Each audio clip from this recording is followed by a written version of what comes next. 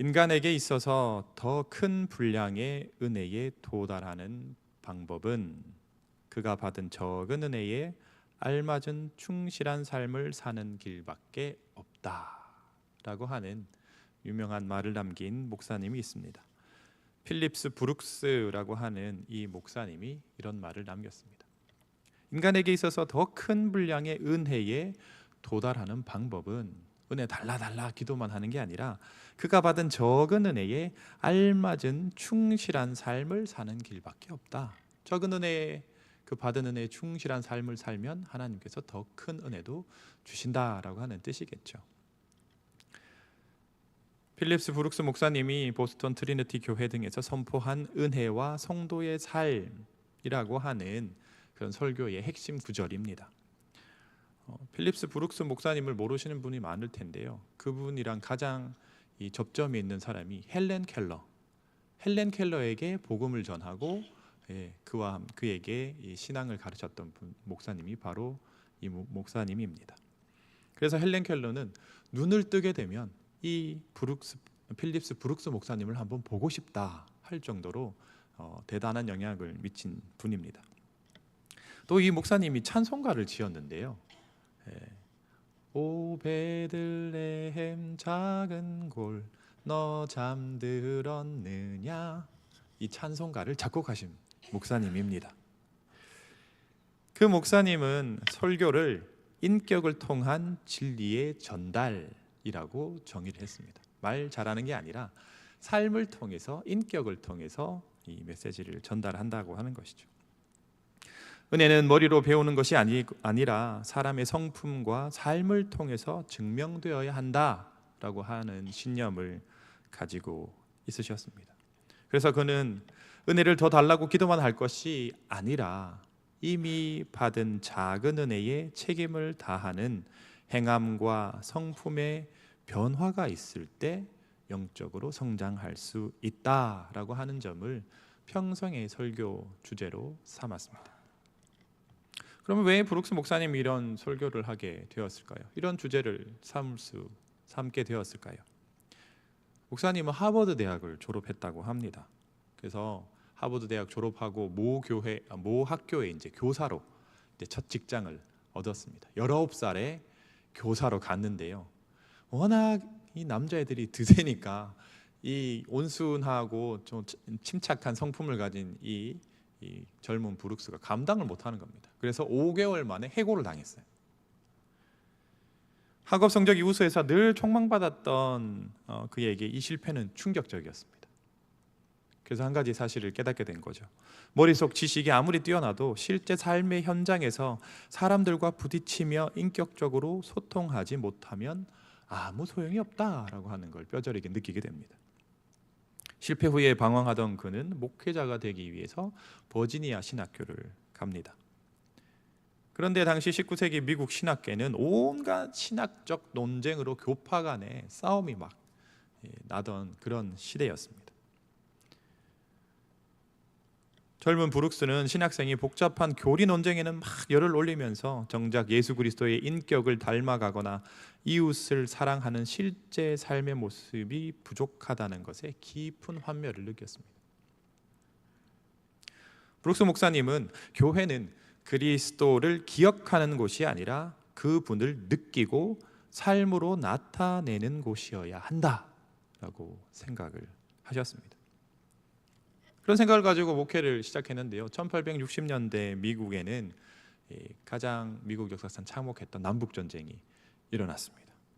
필라델피아에서 목회를 시작했는데 전쟁으로 상처받은 수많은 유가족들, 그리고 흑인 노예 해방 문제, 또 도시로 밀려드는 가난한 노동자들을 마주해야 했습니다. 국가적 비극과 가난 앞에서 교회에서 아무리 복잡한 예정론이나 교리적인 정통성을 외쳐봐야 이 성도들에게는 아무런 도움을 줄 수 없다라는 걸 깨닫게 된 것이죠. 그때부터 브루스 목사님은 교회의 문을 열어서 빈민을 구제하고 또 아동 교육을 하고 노예 해방 운동을 하는 등 사회 실천에 뛰어들었습니다. 기독교는 말의 종교가 아니라 고통받는 이웃에게 손을 내미는 실천적 사랑이어야 함을 목회 현장에서 확신한 거죠. 그런 경험을 바탕으로 해서 아까 말씀드렸던 문장이 나온 겁니다. 더 큰 은혜에 도달하기 위해서는 그가 받은 적은 은혜에 알맞는 충실한 삶을 살라라고 하는 이 실천적인 목표를 선포하실 수 있었던 것이죠. 여러분이 받은 은혜의 분량은 얼마나 됩니까? 또 여러분은 받은 은혜에 알맞는 충실한 삶을 살고 계십니까? 오늘 본문에 나오는 다윗은 하나님에게 정말 많은 걸 받았습니다. 지금은 옛말이 된 개천에서 용이 된 사람이죠. 8절 말씀에 나와 있듯이 하나님께서 양을 치던 목동이었던 다윗을 왕으로 삼아 주셨습니다. 여러분, 하나님이 아니었으면 다윗은 왕이 못 될 뻔했습니다. 하나님이 사무엘을 다윗의 아버지 이새의 집으로 보냈습니다. 첫 왕 사울이 너무 하나님에게 실망을 안겨 주어서 새 왕을 뽑으려고 하신 거죠. 그런데 사울이 아직 시퍼렇게 살아있는데 새 왕을 뽑겠다고 사무엘이 이새의 집에 가면 어찌 가만히 있겠습니까? 그래서 암송아지를 하나 끌고 제사 지내러 간다 하면서 이새의 집으로 갔습니다. 그리고는 이새와 그의 이 아들들을 제사에 청했죠. 이새의 아들들이 줄줄이 들어오는데요, 첫째 아들부터 그냥 감동입니다. 키도 크고 잘생겼고 몸매도 늘씬하고 보는 족족 이건 왕감이다 하고 사무엘의 마음에 여호와의 기름 부으실 자가 과연 주님 앞에 있도다 하고 감탄을 했습니다. 그런데 하나님은 용모와 키를 보지 마라, 나는 중심을 본다 이렇게 얘기하시면서 첫째 아들 통과, 둘째 아들 패스, 셋째 아들 그냥 지나가, 그렇게 해서 7째까지 다 뽑는 겁니다. 남은 아들이 없죠. 그래서 이새에게 야, 이 아들이 다냐 이렇게 물었더니만 저기 그 막내는 양치고 있다고 그래가지고 그 양치는 아들 불러오라 했더니만 얼굴이 붉고 또 눈이 빼어나고 아름다운 아들이었습니다. 그래서 하나님이 그 다윗에게 기름 부어라 해서 다윗이 왕이 된 것이죠. 만약에 사무엘에게 왕 선발을 전적으로 맡겨놨다면 누가 왕이 됐을까요? 첫째가 왕이 됐겠죠. 첫째가 뭐 벌써 들어오는데 연예인이야.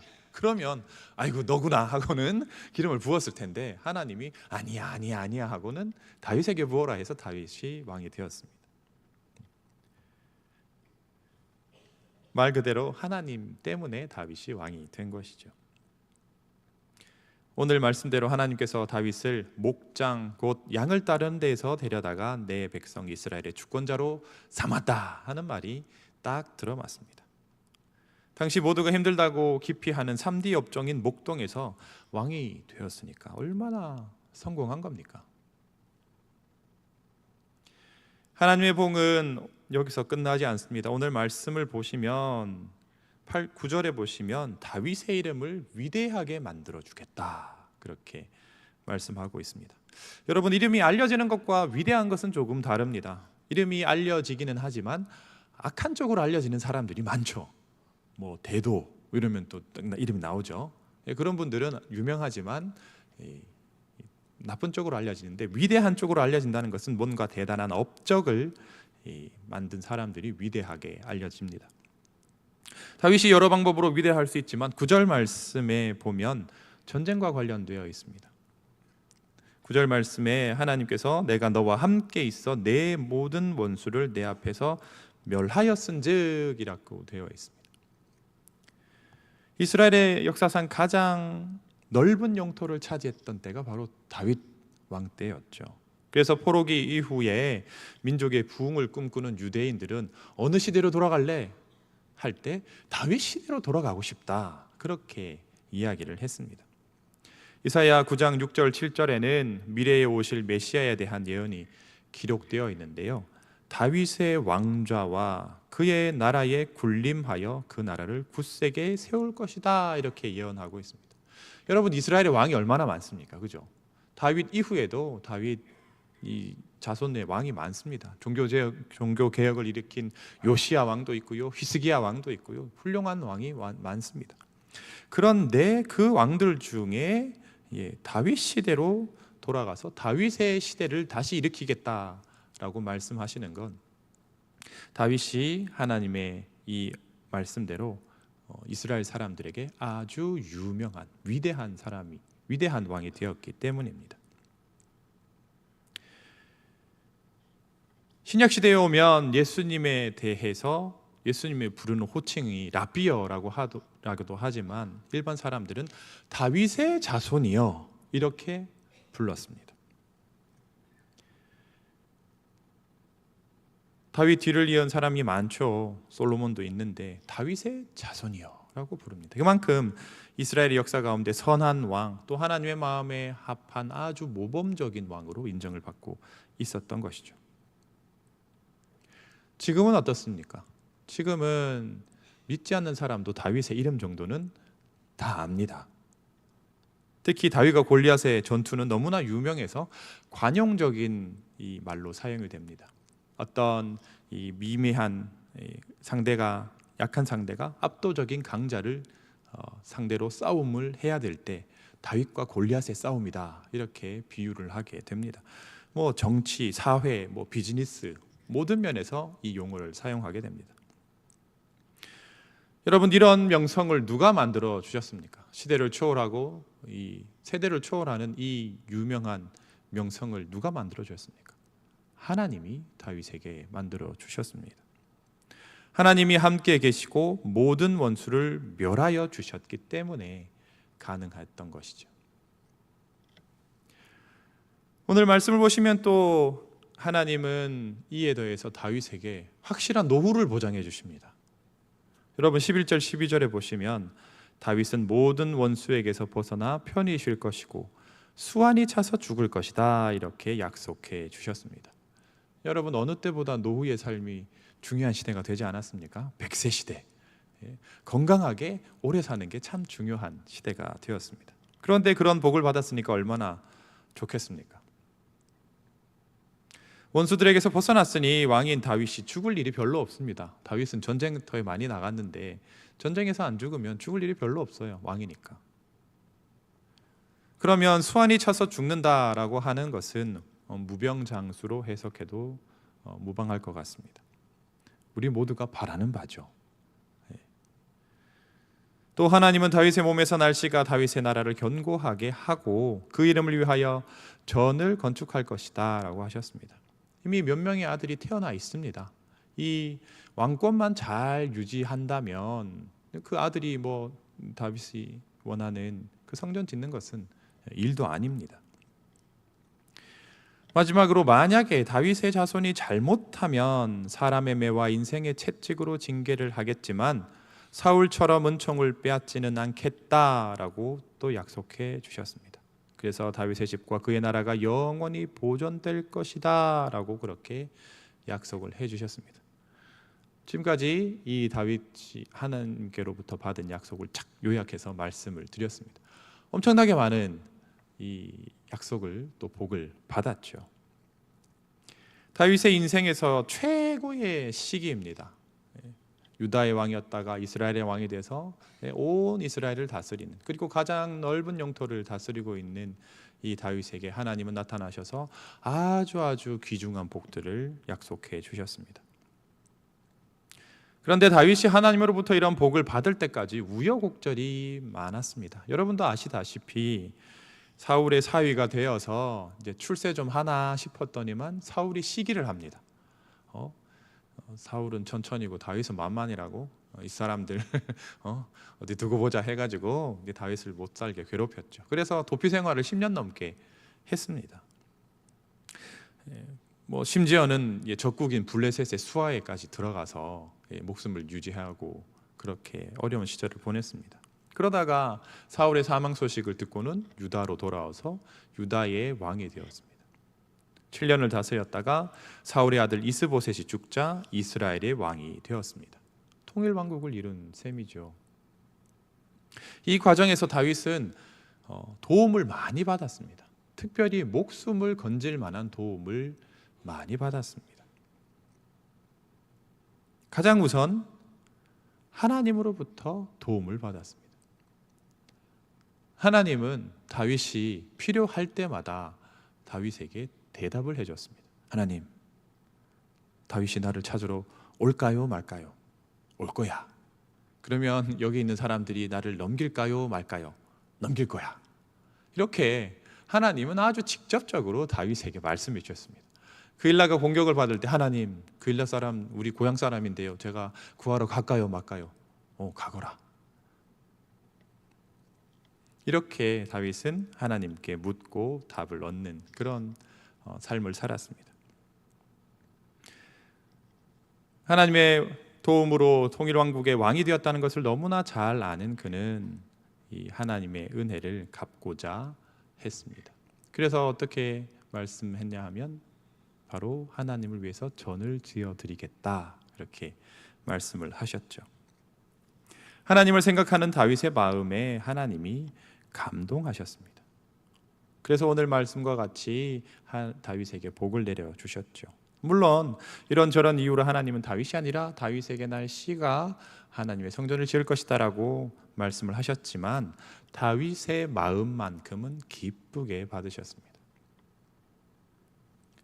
또 다윗은 자기의 목숨을 구해준 사울의 딸 미갈에게도 은혜를 갚았습니다. 미갈은 사울의 딸이었지만 다윗을 좋아했죠. 그래가지고 다윗과 결혼을 했습니다. 사울이 다윗을 죽이려고 하는 것을 알고 창문을 통해 다윗을 탈출시켰습니다. 사울은 다윗이 도망다니는 동안 미갈을 발디엘이라고 하는 사람에게 강제로 시집 보내버렸습니다. 그런데 이스라엘의 왕이 되면서 다윗은 미갈을 다시 되찾아옵니다. 물론 여기는 사울의 사위라고 하는 부분을 강조해서 이스라엘의 왕이 더 쉽게 되게 하려는 정치적인 계산이 있기는 합니다만, 그럼에도 불구하고 자기가 도망갈 때 자기를 구해준 이 미갈의 은혜를 갚으려고 하는 다윗의 마음이 있었습니다. 미갈을 다시 데려와서 자기의 부인으로 삼고 또 왕족으로서의 대우를 해줍니다. 또 은혜 갚은 사람이 있습니다. 다윗은 순수하게 자신을 좋아하고 또 사울을 피할 수 있도록 도와준, 그리고 또 왕위까지 넘기려고 했던 요나단을 생각했습니다. 요나단 아니었으면 다윗이 도망을 못 갔죠. 사울의 형편을 잘 살피고 마음을 살펴서 야, 되겠냐 안 되겠냐 내가 알려줄게 해가지고 도저히 안 되니까 야, 너 도망가라, 아버지 너 잡으면 죽이겠다 해서 살려주었습니다. 요나단이 살아있었으면 형제보다 더 가깝게 지내면서 정말 좋은 친구가 될 수 있었을 텐데 전사하는 바람에 그러지 못했습니다. 안 됐다, 내가 할 수 있는 건 없다 하고 그친 게 아니라 다윗은 왕이 되어서 사울의 남은 자를 찾습니다. 그리고는 요나단의 아들 무비보셋을 발견하죠. 무비보셋은 장애인이었습니다. 사울의 전사 소식을 들었던 유모가 도망가면서 너무 급해서 애를 떨어뜨리는 바람에 다리가 절개되었는데요. 다윗은 그 무비보셋의 상황에 아랑곳하지 않고 무비보셋에게 은혜를 베풀었습니다. 너는 내 상에서 먹을 것이다, 그렇게 이야기를 해주었습니다. 여러분, 당시에 장애인은 참 천대받던 사람이잖아요. 그런 장애인을 자기의 식탁으로 올린다? 이건 어마어마한 은혜거든요. 무비보셋을 왕자같이 대우해 주었습니다. 그리고 사울이 소유했던 모든 것을 다 그에게 그대로 주었습니다. 또 다윗은 자기가 은혜를 받았던 사람 나하스에게 그 은혜를 갚으려고 했습니다. 암몬 왕 나하스가 어떻게 다윗에게 은혜를 베풀었는지 정확하게 알 수는 없습니다. 하지만 사울에게 쫓겨서 도망 다닐 때 혹은 이스보셋과 전쟁을 할 때 도움을 받았던 것 같습니다. 그래서 나하스가 죽었다 하는 부고를 받고는 조문단을 보냈죠. 은혜 받았으니까 은혜 갚아야 되니까 조문단을 보냈는데 그 아들이 그 의도를 잘못 알았습니다. 너 염탐하러 왔지? 하고는 조문단을 수치스럽게 해서 보내고 그것으로 인해서 전쟁이 났던 적이 있습니다. 지금까지 언급한 다윗의 행동은 모두 정치적인 목적이 좀 깔려 있습니다. 왜냐하면 정치적인 사람이니까, 정치인이니까.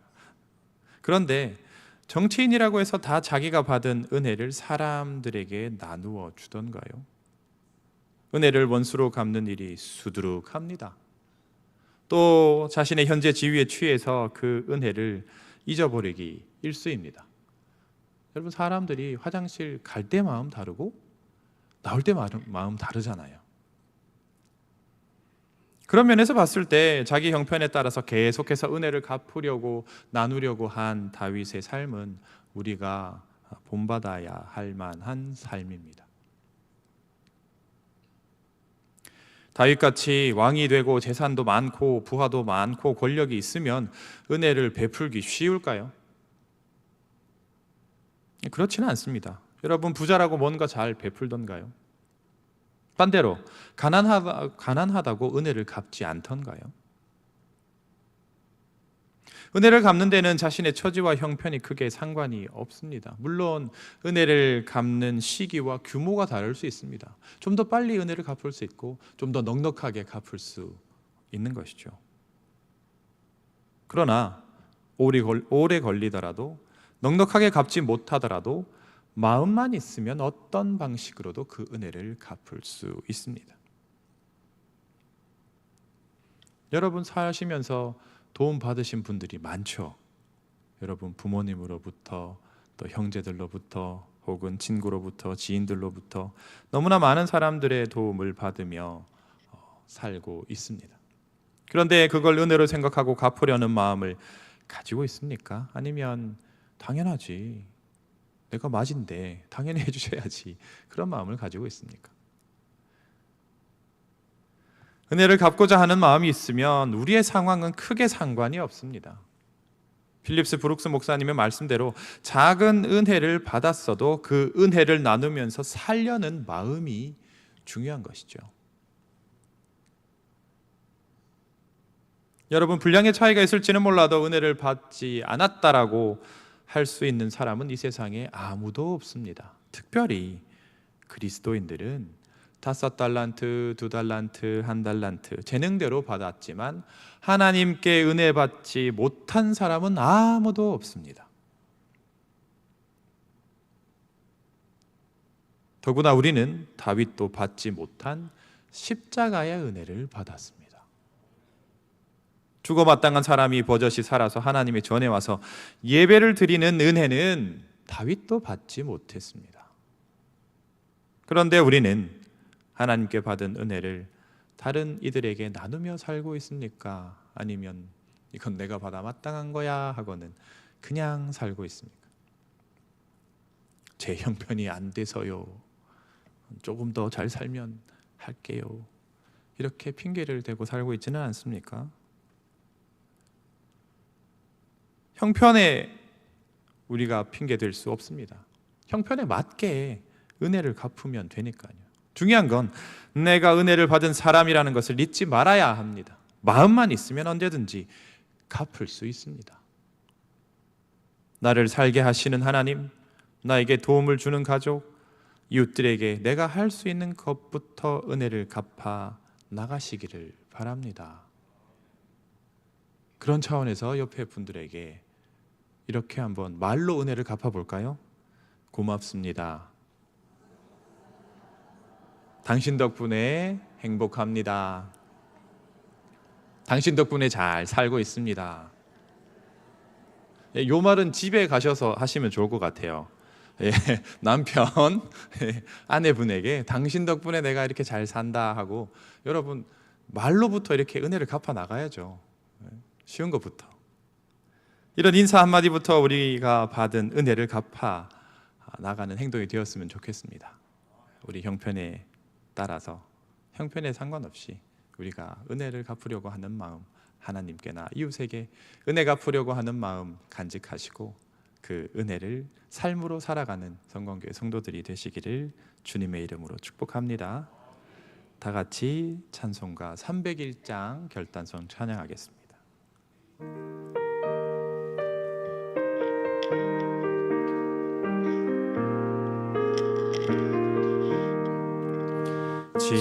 지금까지 지내온 것 주의 크신 은혜라. 한이 없는 주의 사랑 어찌 이루 말하랴. 자나깨나 주의 손이 항상 살펴주시고 모든 일을 주 안에서 형통하게 하시네. 몸도 맘도 연약하나 새 힘 받아 살았네. 물 붓듯이 부으시는 주의 은혜 족하다. 사랑 없는 거리에나 험한 산길에 뵐 때 주의 손을 굳게 잡고 찬송하며 가리라. 주님 다시 배울 날이 날로 날로 다가와 무거운 짐 주께 맡겨 벗을 날도 멀잖네. 나를 위해 예비하신 고향 집에 돌아가 아버지의 품 안에서 영원토록 살리라. 이 시간 세 가지 기도 제목을 가지고 함께 기도하겠습니다. 하나님께 받은 은혜를 깊이 알게 하소서. 하나님께 받은 은혜를 나누며 살게 하소서. 은혜를 나누는 삶을 살아 더 큰 은혜를 누리게 하소서. 주여 세 번 외치고 통성으로 기도합니다. 주여 주여 주여. 하나님 아버지, 오늘 다윗에게 하나님께서 주신 아버지 복을 살펴보았습니다. 하나님 정말 다윗은 많은 복을 하나님께 받았습니다. 장수의 복도 받았고 또 아버지 하나님 모든 아버지 대적으로부터 하나님 또 평안하게 살 수 있는 은혜도 받았고 또 하나님 다윗의 자녀들이 자손들이 하나님 영원히 왕위에 있는 아버지 그런 복도 받았습니다. 하나님 다윗처럼 복 받으면 우리는 얼마나 좋을까요? 하나님 다윗처럼 왕도 되고 재산도 많고 또 하나님 권력도 있고 그러면 얼마나 좋을까요? 그러면 얼마나 은혜 갚기가 좋겠습니까? 나에게 도움을 준 사람들, 나를 아버지 행복하고 기쁘게 해준 사람들에게 얼마나 은혜를 갚을 수 있겠습니까? 또 쉽게 할 수 있겠습니까? 아버지 그러나 하나님 우리의 형편에 상관없이 아버지 우리는 은혜를 갚을 수 있습니다. 은혜 갚고자 하는 마음만 있으면 하나님 어떻게 해서든지 은혜를 갚을 수가 있습니다. 아버지 하나님 과연 내 마음속에는 아버지 우리가 받은 은혜, 내가 받은 은혜를 정말 귀하게 여기는 마음이 있을까요? 아버지 하나님께서 우리를 아버지 살리기 위해서 예수 그리스도를 십자가에 보내신, 십자가에 죽게 하신 그 은혜가 우리 마음속에 있습니다. 하나님 우리는 그 은혜를 정말로 마음속 깊이 감사하고 있을까요? 하나님 그 은혜에 또 아버지 보답하려고 하는 마음을 가지고 살아가고 있을까요? 하나님 아버지 도와주시옵소서. 우리 마음에 진실되게 하시옵소서. 하나님 그것이 당연한 것으로 여겨 아버지 하나님 아버지 우리가 아무 아버지 보답도 하지 않고 하나님 은혜를 갚지도 않고 살아가고 있지는 않습니까? 하나님 세상에 당연한 것은 없습니다. 우리가 살아가고 우리가 숨을 쉬고 아버지 우리가 호흡할 수 있는 모든 것들이 다 하나님의 은혜입니다. 아버지 우리가 그 하나님의 은혜에 보답하고자 하는 마음 아버지 가질 수 있도록 인도하여 주시옵소서. 이웃들과 함께 나눌 수 있도록 인도하여 주시옵소서. 나의 형편이 아버지 핑계거리가 되지 못합니다. 아버지 내가 못 살아서 아니 내가 건강하지 못해서 하나님 내가 형통하지 못해서 아버지 은혜를 갚지 못한다는 말 아버지 그것은 다 핑계입니다. 하나님 도와주시옵소서. 우리의 형편에 상관없이 하나님 우리가 할 수 있는 은혜의 삶들을 살아갈 수 있도록 인도하여 주시옵소서. 작은 은혜라도 받은 은혜에 알맞은 생활을 해나가며 더 큰 은혜를 사모하는 저희가 될 수 있도록 인도하여 주시옵소서. 하나님 은혜를 잊어버린 자에게 아버지 하나님은 아버지 그 은혜를 깨닫도록 아버지 매로 치신다 하셨사오니 하나님 도와주시옵소서. 그런 매를 맞지 않도록 인도하여 주시옵시고 아버지 하나님 어려울 때에 힘들 때에 도와주시는 그 하나님의 은혜를 더욱더 의지하며 나아갈 수 있도록 주 하나님 인도하여 주시옵소서. 또 하나님 받은 은혜를 생각하며 하나님 지금까지 아버지 받은 은혜를 생각하며 하나님의 은혜를 나눌 수 있는 귀한 주님의 자녀들 되게 인도하여 주시옵소서. 아버지 하나님의 은혜를 나누지 않으면 이 세상이 어떻게 따뜻해집니까? 아버지 우리가 소금으로서 빗소리의 역할을 감당하지 않으면 아버지 어떻게 이 세상이 아버지 아름답게 되겠습니까? 하나님 도와주시옵소서. 하나님 나라를 이룰 수 있는 하나님 저희가 되게 하여 주시옵소서. 그 시작은 우리가 받은 은혜를 나누는 것부터 시작됩니다. 전도를 통하여서 아버지 선교를 통하여서 하나님 은혜 나누는 아버지 귀한 성목계 성도들 다 될 수 있도록 인도하여 주시옵소서. 하나님 아버지 감사합니다. 우리에게 한없는 은혜, 특별히 독생자 예수님을 이 땅에 보내시고 우리를 위해 죽게 만드신 그 은혜를 우리는 받았습니다. 주님, 그 은혜를 우리는 너무나 소홀하게 여기고 있는 것은 아닌지요? 그리하여서 그 은혜 갚을 생각조차 하지 않는 것은 아닌지요? 하나님 아버지, 우리가 정말 은혜를 받은 자라고 여긴다면 하나님 그 은혜는 꼭 갚아야 할 것입니다. 또 하나님께서 그 은혜를 갚으며 사는 삶을 원하고 계실 것입니다. 우리의 형편이, 우리의 처지가 핑계거리가 될 수 없습니다. 그 핑계를 댔다면 하나님은 예수님을 이 땅에 보내지 않으셨겠죠. 하나님 묻지도 따지지도 않고 그 독생자를 이 땅에 보내주신 그 은혜를 생각할 때 하나님, 우리도 받은 은혜를 갚으며 살아갈 수 있도록 인도하여 주시옵소서. 아버지, 우리가 할 수 있는 삶의 작은 일부터 하나님 은혜 갚으며 또 사랑을 나누며 살아갈 수 있도록 인도하여 주시옵소서. 그러할 때에 다윗에게 주신 그 큰 복을 우리에게도 주실 줄 믿습니다. 하나님, 은혜를 아는 사람에게 은혜를 베풀어 주실 줄 믿습니다. 5달란트 받은 자가 또 5달란트 받는 은혜를 받을 줄 믿습니다. 하나님, 우리가 받은 은혜를 깊이 생각하며 은혜 나누는 삶 살아가는 성광교회 성도들 다 될 수 있도록 주님 복 내려 주옵소서. 이제는 우리 주 예수 그리스도의 은혜와 하나님의 사랑과 성령의 교통하심이 내가 받은 은혜를 알고 그 은혜를 나누며 살아가기를 원하는 성광교회 모든 성도들 머리 위에 이제로부터 영원토록 함께 하시기를 간절히 축원하옵나이다. 아멘.